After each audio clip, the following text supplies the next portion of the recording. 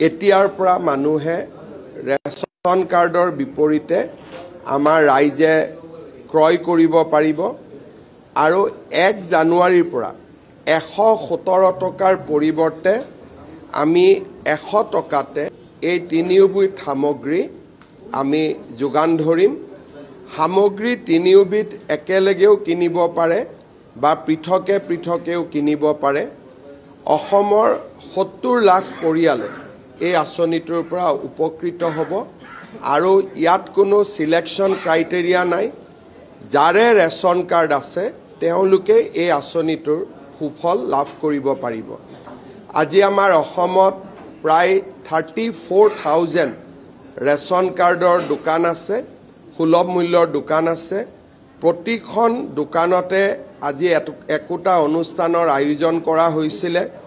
একোজন মুখ্য অতিথিও আছিলে আৰু ইউটিউব যোগে বা ফেচবুক যোগে বা টেলিভিছনৰ জৰিয়তে সেই স্থানসমূহতো অসমৰ ৰাইজে এই অনুষ্ঠান চাইছিলে আৰু এটা বহল প্ৰচাৰ যাক প্ৰয়োজন আছিলে এই আঁচনিটোৰ বাবে বহল প্ৰচাৰো আমি কৰিবলৈ সক্ষম হৈছোঁ। এই মাহত আমি 10ৰ পৰা 20 তাৰিখলৈকে সামগ্ৰীখিনি দিম, কিন্তু অহা মাহৰ পৰা 1 আৰু 10 তাৰিখৰ ভিতৰতে চাউল, দালি, চেনি, নিমখ এই গোটেইখিনি আমি ৰাইজক उपलब्ध करूँ। आज से हमारे जो असम का फेयर प्राइस शॉप्स है, ये फेयर प्राइस शॉप का माध्यम से हम असम के 70 लाख परिवारों को 1 केजी दाल, 1 केजी चीनी, 1 केजी नमक हम बहुत ही कम दाम में देने का काम करूँगा। लगभग 100 रुपया में ये तीनों दाल, चीनी और नमक लोग खरीद पाएगा। असम में पहला बार ऐसा स्कीम हुआ है। मैं असम वासियों को धन्यवाद देता हूँ। 1 केजी कोई 1 केजी दाली, 1 केजी चेनी और 1 केजी निमख पाब। मिठातेल आमी इलेक्शनर पिছত दिम। 1 लिटार करी आमी मिठातेल दिम।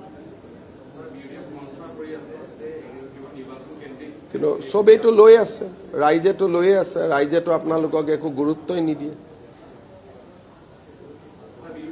বিৰোধী নহয়, বিৰোধীটো তলত আপোনালোকে মানুহৰ পৰা জোৰ কৰি ইণ্টাৰভিউ লয়। মই যে আপোনালোকক ইমানে গুৰুত্ব নিদিয়ে এইটোতো মই প্ৰথমবাৰ দেখা পাইছোঁ। কাৰণ বিশেষকৈ ইমান প্ৰচাৰ কৰি আছে কিন্তু এজনেও অৰুণোদয় এৰা নাই, এজনেও চাউল এৰা নাই। এতিয়াতো সকলোৱে নিমখো ল'ব, দালিও ল'ব, সকলোৱে চেনিও ল'ব আৰু সকলোৱে মিঠাতেলো ল'ব।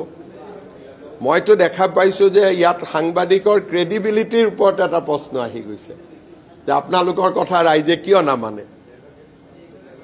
অলপ চলপতো মানিব লাগে। এজনেও অৰুণোদয় এৰা নাই। যোৱা 2 মাহ আপোনালোকৰ ইমান প্ৰচেষ্টা হ'ল কিন্তু এজনেও অৰুণোদয় এৰা নাই। এইটো কোনো তেনেকৈ আৰু জইনিং হয় নেকি? জইনিঙত এজন নেতাৰ নাম থাকে, এজন ব্যক্তিৰ নাম থাকে। তেনেকৈ 8,000 মানুহ আহিব। 8,000 তেতিয়া আপোনালোকে ধৰি লওক যে অহাকালি ময়ো জজ ফিল্ডত বা ইয়াতে 1 লাখ মানুহ গোটাই কৈ দিম যে এইবোৰ চব কংগ্ৰেছৰ পৰা জইন কৰিলে। তেনেকৈতো ৰাজনীতি নহয়। কংগ্ৰেছৰ বৰ্তমান প্ৰেচিডেণ্ট, তেওঁ ৰাজনীতি বুজি নাপায় কাৰণে এইবোৰ সৰু ল'ৰা বাচ্চাৰ কাম কৰি থাকে। হ'ব, সোনকালে পাই যাব।